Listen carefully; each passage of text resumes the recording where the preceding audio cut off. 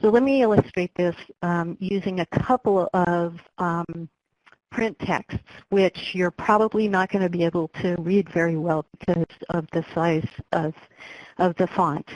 And we don't have a lot of time today to talk about this, how this relatively simple text works, but I want to illustrate some of the complexities of what teachers need to know and be able to do using this text and a couple others that follow.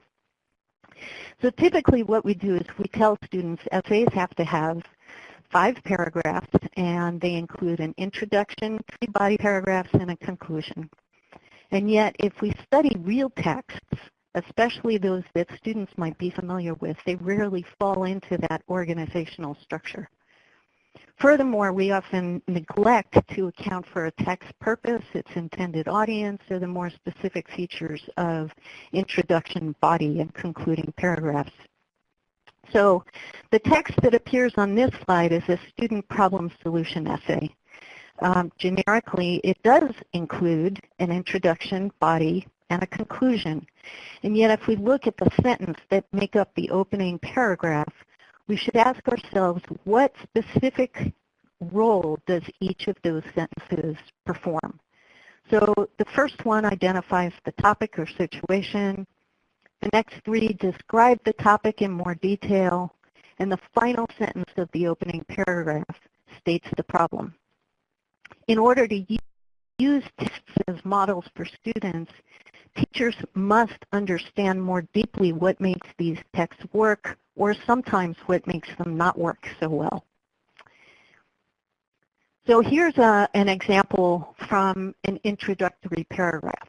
How would you feel if you knew at this moment that some criminal is writing your name, address, and social security number on a credit card, or on credit card applications, and plans to charge thousands of dollars worth of merchandise on those credit cards?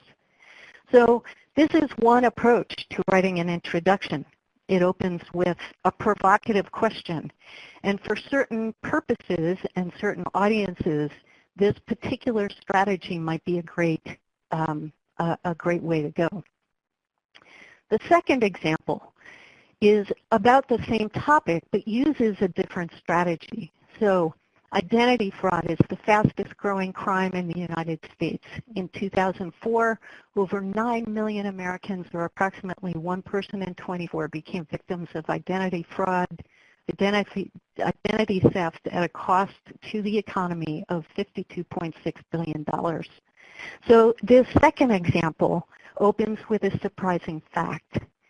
Digging into the ways in which these texts are structured is just one of the many important aspects that teachers need to be able to do as we help students understand how these texts work, so that they can then make these intentional choices themselves as they create their own texts.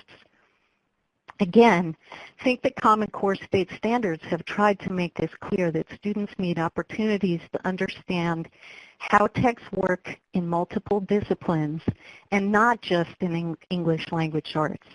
So here, students could be asked to notice these different opening strategies and think about when one might be more appropriate than another. So where and how does culturally responsive teaching come into play?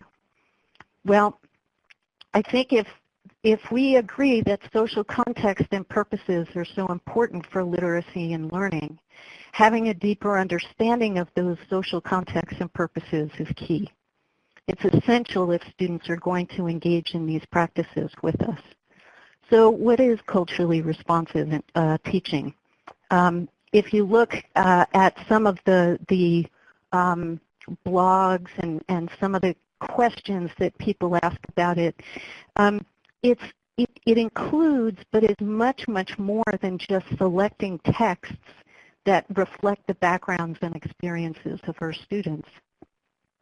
Culturally responsive teaching means connecting students' cultural knowledge, prior experience, and performance styles to the academic knowledge and tools that we're trying to help them acquire.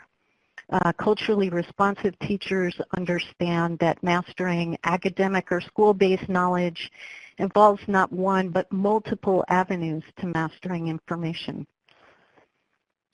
Culturally responsive classrooms so that students can take ownership of their own learning and that of their peers. It requires explicit instruction around ways to explore and express differences of opinion.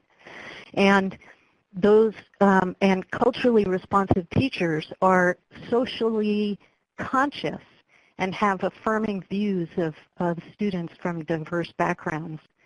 They see themselves as responsible for and capable of bringing about change to make schools more equitable. They understand how learners construct knowledge and are capable of promoting knowledge construction.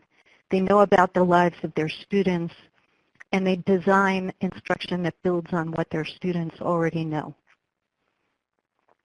Decades of research have pointed to the out-of-school literacy practices of communities that have historically been poorly served by our educational systems. And these researchers have tried to encourage teachers to build upon those out-of-school practices for school success.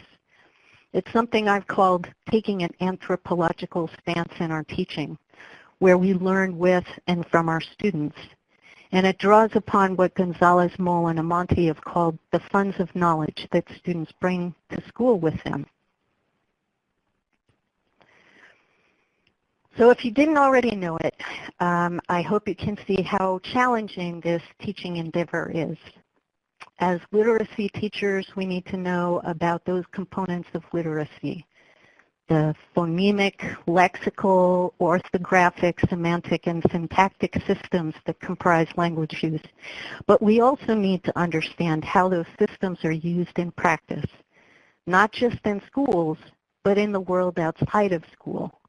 We need deep understandings of genre and how language works, or why and how it sometimes fails to achieve its desired purpose.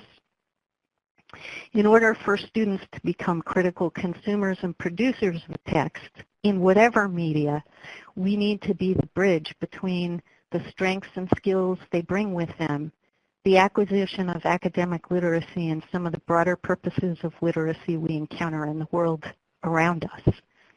So it isn't an either-or proposition, it's both and.